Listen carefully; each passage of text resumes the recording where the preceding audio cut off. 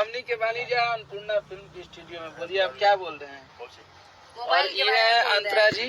नमस्ते सभी को। और हम लोग आज खेसारी भैया के बहुत सारा होली के गाना फाइनल फीमेल वाला पार्ट गवा गई और बहुत तगड़ा तगड़ा लेके आवत नहीं जाए। और इनकर चोटिया देख लीजिए, नया हेयर स्टाइल मुन्ना भैया का हमारा आगे देखिए।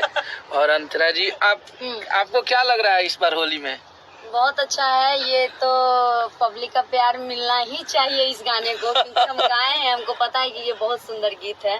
बहुत सारा गाना होली हम रिकॉर्ड करते हैं सभी सिंगरों के साथ, लेकिन ये गाना बड़ी बवाल है और आते ही बवाल मचाएगा, ये विश्वास है। पिछला साल के इतिहास फिर आप सबके दोहरावे के बाद लगातार 2 साल से जौन भइल बा, अब के पारी हैट्रिक हुई हमनी के पूरा जोड़ी उहे बिया, खाली तनी तनी कॉम्बिनेशन बदलल बा और मैटर अलग अलग बा। बहुत तगड़ा तगड़ा गाना लेके आओ स्टूडियो थोड़ा चेंज है, स्टूडियो बस चेंज लोग वही है, सोच नहीं है। बहुत तगड़ा तगड़ा गाना लेके आओ। क्या करता बोला गाना के बारे में? बोला बढ़िया गाना है। कैसा लगा आपको? आप तो क्या लग रहा है? आप तो पहले बताते हैं। हिट था, बढ़िया।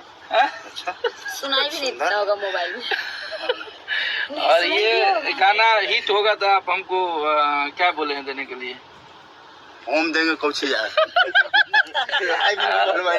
और आपनी के बना ले नीचे गाना। और आप सबके बहुत जल्दी होली के गाना सुने के मिली Annapurna film, blue beat, speed record, Ankita film से।